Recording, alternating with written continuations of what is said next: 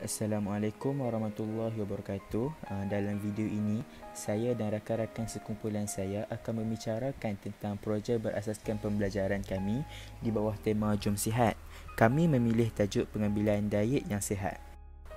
Mari kita lihat video pengenalan ahli kumpulan kami.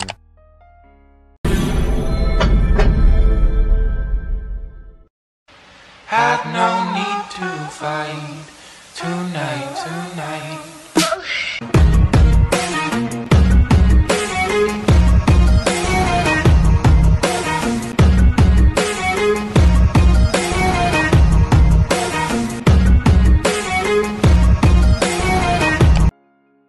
Seterusnya, Muhammad Mukris akan mendefinisikan pengambilan diet yang sihat. Maksud pengambilan diet yang sihat.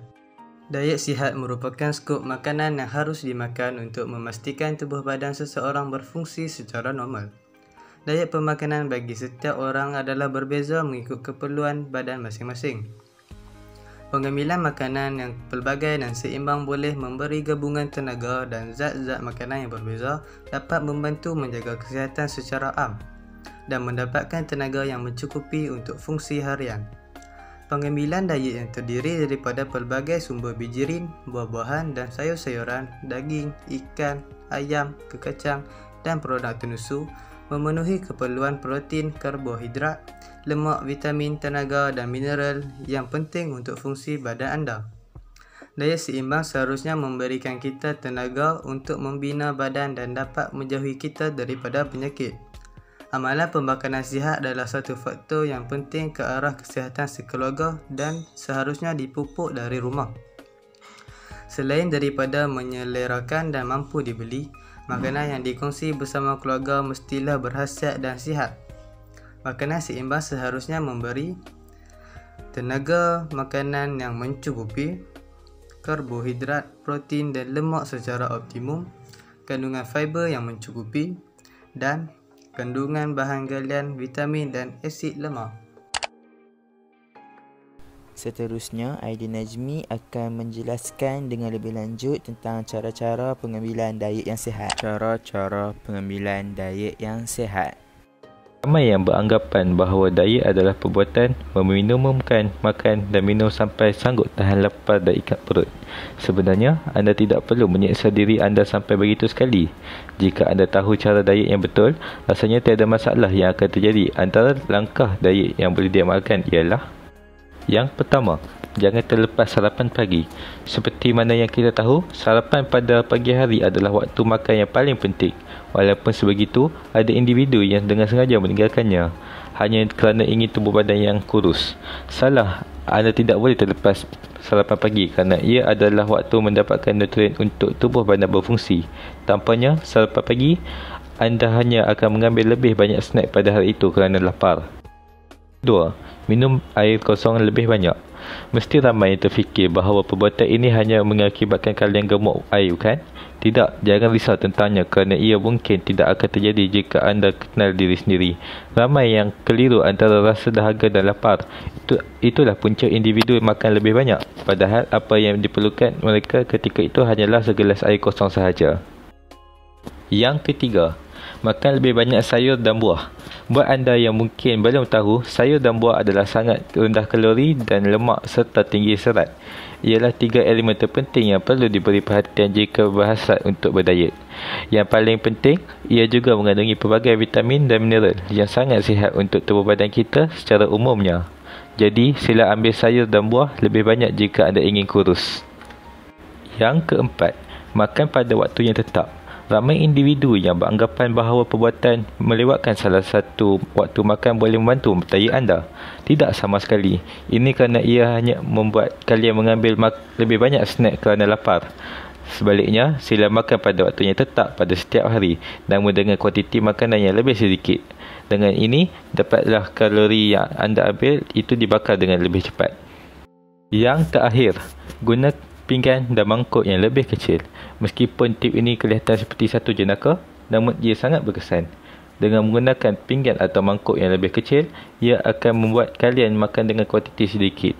Lama kelamaan, anda akan terbiasa sehingga anda sudah boleh kenyang dengannya. Oleh itu, cuba gunakan pinggan atau mangkuk yang lebih kecil dan makanlah secara perlahan-lahan. Kemudian Muhammad Nafis dan Sulaiman akan menerangkan tentang perkara larangan ketika pengambilan diet. Perkara larangan ketika pengambilan diet yang sihat. Makanan yang perlu dielakkan ketika diet. Kita perlu mengelakkan diri daripada mengambil makanan seperti yang dinyatakan kerana kajian telah mengatakan bahawa makanan tersebut mempunyai kadar kalori, lemak dan gula yang tinggi. Selain itu, makanan tersebut juga dikaitkan dengan kenaikan berat badan. Akhir sekali, cara penyediaan makanan tersebut memainkan peranan dalam kenaikan berat badan kerana sesetengah makanan tersebut digoreng dengan menggunakan banyak minyak. Cara terbaik untuk mengelakkan makanan bergoreng ialah dengan makan makanan yang direbus. Contoh makanan yang mempunyai kadar kalori yang tinggi ialah 1. Kentang goreng atau kerepek kentang. 2. Minuman bergula. 3. Roti putih. 4. Kebanyakan jus buah-buahan. 5. Pastri, biskut dan kek. 6. Alkohol. 7. Aiskrim. Dan yang terakhir, makanan tinggi gula tambahan. Seterusnya, jenis makanan yang boleh dimakan ketika diet.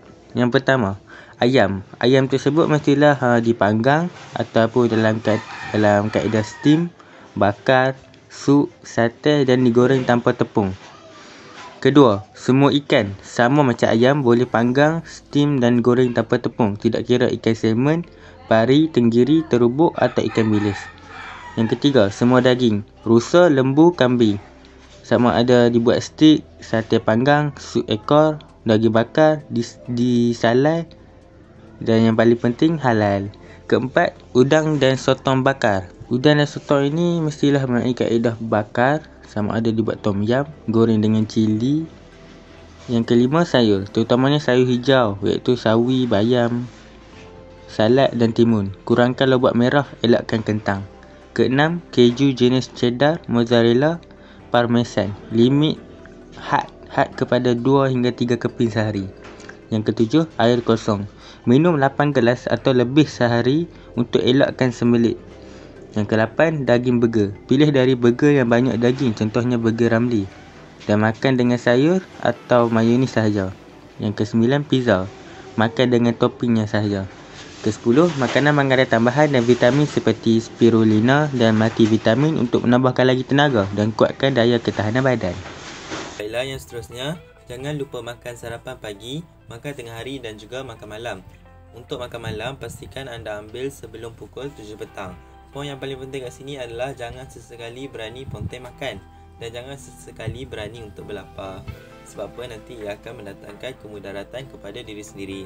Okey, bagi orang yang ingin berdiet, pastikan pengambilan karbohidrat anda dalam sehari adalah kurang daripada 35 gram. Bagi nasi, anda digalakkan untuk mengambil 1/4 pinggan sahaja sekali makan, iaitu bersamaan dengan 22 gram karbohidrat. Okey, kalau anda nak ambil mi, kuih tiaw, mihun, spaghetti, makanan-makanan macam tu, boleh ambil, tapi mihun adalah lebih digalakkan kerana mihun dia mengandungi kandungan karbohidrat yang paling rendah antara semua tu, iaitu lebih kurang 100 gram karbohidrat sepinggan. Okey, di sini juga saya akan memberikan beberapa contoh menu yang anda boleh amalkan untuk sarapan, makan tengah hari dan juga makan malam. Untuk sarapan, anda boleh makan telur, sama ada digoreng, direbus ataupun telur yang dihancurkan, makan bersama dengan kicap masin ataupun mayonis, ataupun makan je macam tu saja. Okey, yang kedua, sayur salad dimakan dengan sepihan keju mozzarella atau minyak zaitun. Okey, itu untuk sarapan. Tengah hari pula, anda boleh makan nasi dengan ikan pari panggang untuk yang pertama. Yang kedua, boleh gantikan ikan dengan ayam, sama ada panggang, steam ataupun goreng pun boleh, tapi asalkan letak rempah yang tak berperisa tiruan dan jangan letak gula. Yang ketiga, makan nasi dengan sayur bayam ataupun sawi. Boleh masak biasa sayur tu, tapi jangan masukkan santan ataupun gula. Okey, untuk makan malam pula, dia lebih kurang je dengan makan tengah hari tadi, tapi kalau dah lunch tadi makan ikan, malam makan ayam lah pula. Kalau lunch tadi dah makan ayam, malam makan ikan pula, macam tu. Okey, antara menu dia adalah sup daging lembu ataupun sup ayam. Pastikan sup tu jangan letak gula. dan garam tu cukup-cukup, rempah pun cukup-cukup. Okey, yang kedua boleh juga makan tom yum, tapi elakkan letak sotong dengan kerang. Banyakkan letak udang, kepingan ikan dan juga ketam. Pastikan ketam tu ketam yang segar daripada pasar. Okey, yang ketiga boleh makan daging goreng kering, dan yang keempat boleh makan stik lembu ataupun stik kambing. Okey, untuk snack pula dekat sini dia ada senaraikan 4 cadangan makanan. Yang pertama ialah sekeping cheddar cheese, yang kedua salad ringan, yang ketiga 2 keping tahu sumbat, letak tauge dengan timun je. Yang keempat tempe ataupun tahu untuk menggantikan nasi. Okey, untuk minuman boleh minum air biasa tapi jangan kurang daripada 2 liter. Maksudnya kat sini sehari tu bersamaan dengan 8 gelas. Yang kedua kita boleh minum teh hijau ataupun teh herba, tapi pastikan jangan letak gula. Seterusnya, Zahin Zaidan akan meneraikan kebaikan diet yang sihat. Terdapat pelbagai kelebihan diet yang sihat. Antaranya menjadikan pembesaran manusia itu lebih sempurna dari aspek fizikal. Tubuh badan menerima semua keperluan zat yang diperlukan untuk membina tubuh badan yang kuat daripada keperluan fizikal manusia.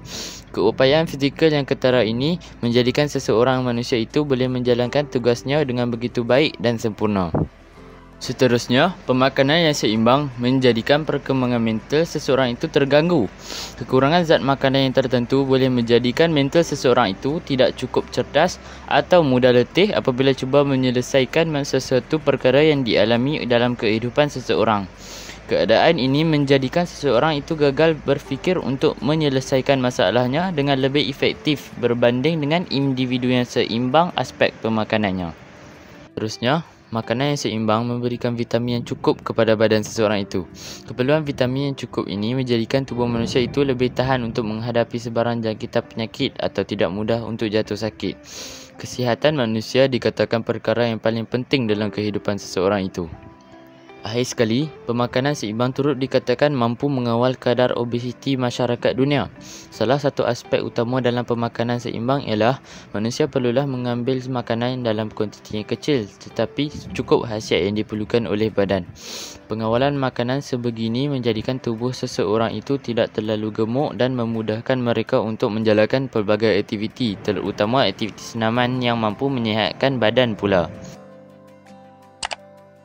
Kemudian Alif Izri Haikal akan menerangkan keburukan jika mengamalkan diet secara berlebihan. Keburukan jika mengamalkan diet secara berlebihan. Yang pertama, penat dan muram. Bagi yang menjalani diet secara berlebihan akan mengurangkan sumber kalori yang akan menyebabkan kehilangan tenaga. Pada masa yang sama, tahap gula dalam darah juga akan mula berkurangan dan menyebabkan kita mudah rasa letih, mudah rasa marah dan berasa sangat lapar. Yang kedua, perubahan sistem pencernaan. Sistem pencernaan juga sangat penting dan tubuh badan juga sangat memerlukan air dan serat yang mencukupi.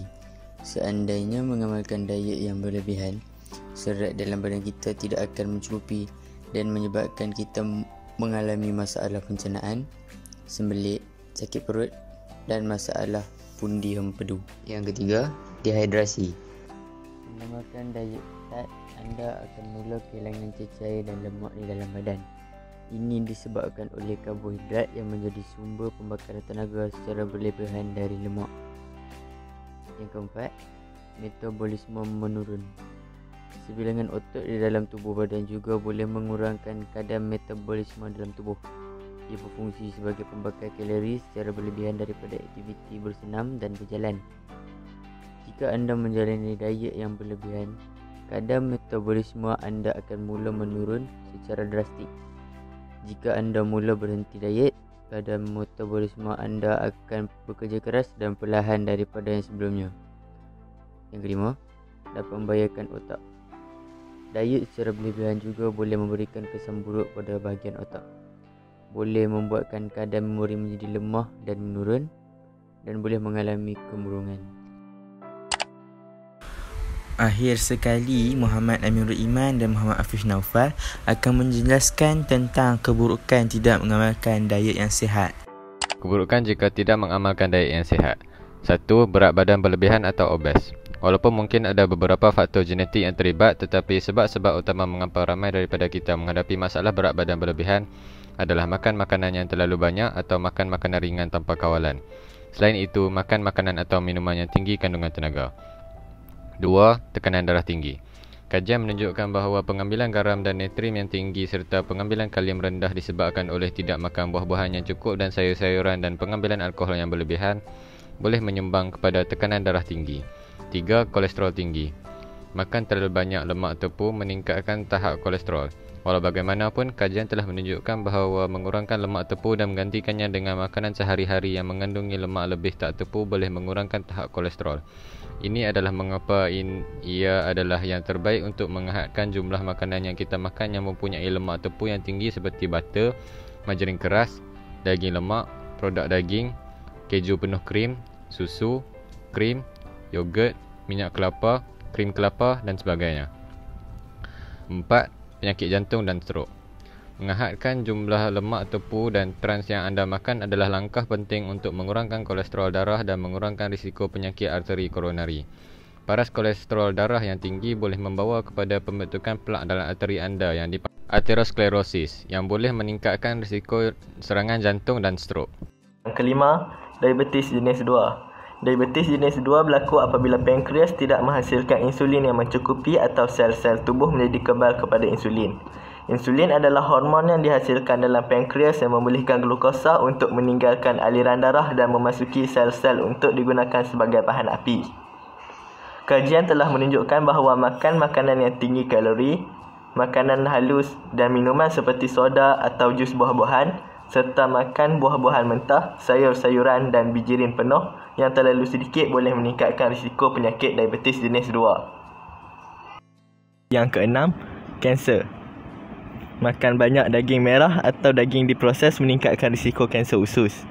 Daging merah termasuk daging lembu, daging babi dan daging kambing yang dicincang, segar dan beku. Daging proses termasuk ham, bacon dan sausage. Risiko kanser usus meningkat sebanyak lebih daripada 1/4 atau 28% bagi setiap 120 gram daging merah yang dimakan setiap hari dan hampir 1/10 atau 9% bagi setiap 30 gram daging diproses yang dimakan setiap hari. Akhir sekali, kemurungan. Semua gula halus menyebabkan paras glukosa darah kita menjunam, mengakibatkan mabuk gula yang mengganggu mood kita, habis tenaga kita dan dikaitkan dengan gangguan tidur. Menurut beberapa pakar, walaupun hanya jumlah kafein yang sederhana, tetapi ini juga boleh menyumbang kepada kemurungan dan kebimbangan. Kafein mengganggu tidur, menjadikannya lebih sukar untuk tidur dan tinggal tidur. Mereka gangguan menjejaskan mood. Ia boleh menyebabkan pergolakan, gegaran dan cemas. Baiklah, itu sahaja daripada kumpulan kami dan sekian, terima kasih.